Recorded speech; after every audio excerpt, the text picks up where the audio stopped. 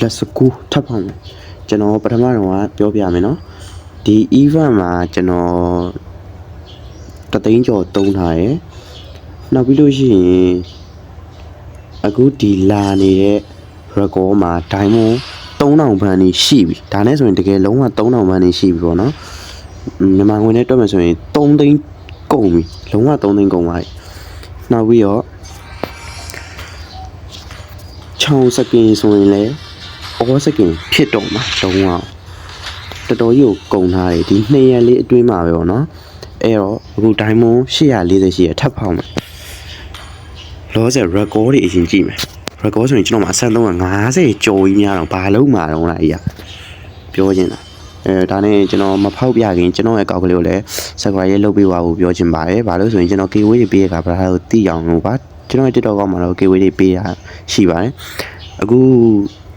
draw 50ထပ်လှည့်ရမယ်draw 50မှာမပေါက်ဘူးဆိုရင်တော့လုံးဝကျွန်တော်နိဗ္ဗာန်တက်ဖို့ကကျင်းတေပေါက်ရှိပါပြီအဲ့ဒါ record ဖောက်မယ်ဆိုတဲ့ဘာသာကြီးလဲနောင်တမရပါစေနဲ့လို့ပြောချင်ပါတယ်နောက်ပြီး second event တွေလာလို့စောယူခြင်းတယ်ဆိုတဲ့သူလည်းနောင်တမရပါနဲ့ဘာလို့ဆိုရင်ဘာတော်တော်ကုန်မှာမှုလို့ပါကျွန်တော်တော့အဲ့ဒီ event ဒီ record မှာစုပေါင်း3သိန်းပန်းကြီးကုန်သွားပြီပေါ့နော်နောက်တဲ့ဂိုင်စုကြည် event ကြရင်လည်း2កောင်ယူဖို့စဉ်းစားတာအဲ့ကြရင်တော့လုံးဝကျွန်တော်အိမ်ဘောကနေခေါင်းနဲ့ဆင်းရပါပြီ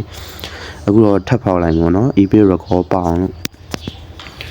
ဒီတစ်ခါတန်းပြလိုက်ရင်ကောင်းမှာပဲဘာလို့ဆိုကျွန်တော်အကုန်မခံနိုင်တော့ဘူးဗျာတခါလိုက်ရင်300နဲ့မှာ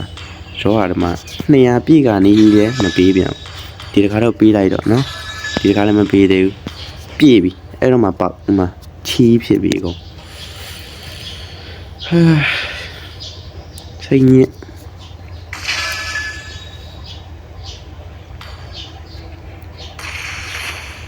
ကဲရောကအပိုင်ရပါ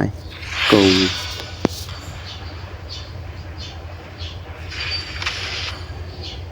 ဒိုင်မိုးလဲ90ပဲကျန်တော့ I've returned